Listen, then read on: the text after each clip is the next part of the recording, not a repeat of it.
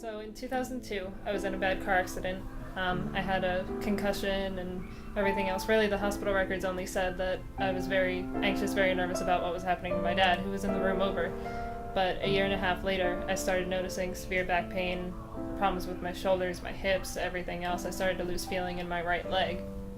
One morning, I couldn't move that leg at all. We finally went into the hospital, found out that I had severe nerve abnormalities. I had 5 bulging discs along my spine. One was herniated in my lumbar spine.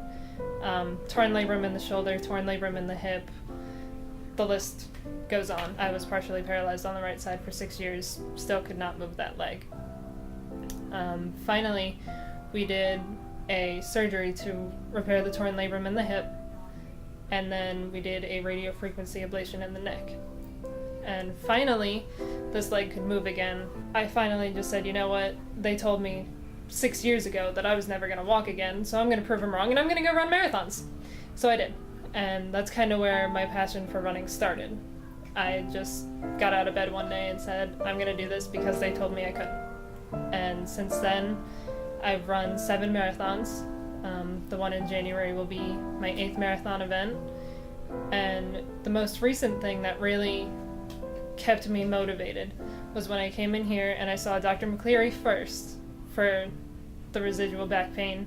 He sent me to physical therapy, and they were just awesome. They kind of took me under their wing and said, you know what, we're going to beat the crap out of you, but we're going to make sure that you get better.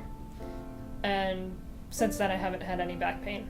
Dr. Burkhart then took me, and the last thing that needed surgery was this shoulder. So he took me in and said, that's a 10-year-old injury, it's not going to be a pleasant recovery. But he did the surgery, and a couple of months later, after more physical therapy, here I am doing this event and making sure that I can dedicate all of it to you guys, because it's because of you that I'm able to do what I'm able to do.